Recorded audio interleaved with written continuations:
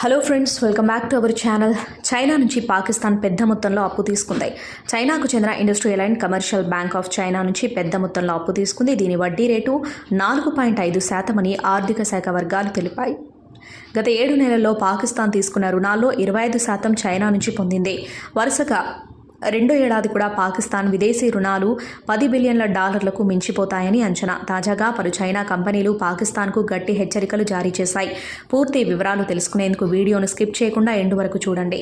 China Pakistan economic కారిడార్లో భాగంగా చేపట్టిన పనులకు 30,000 కోట్ల బకాయిలను తక్షణమే చెల్లించాలని స్పష్టం చేశాయి. చెల్లించని పక్షంలో పాకిస్తాన్ తమ కంపెనీలను మూసివేస్తామని తేల్చి చెప్పాయి.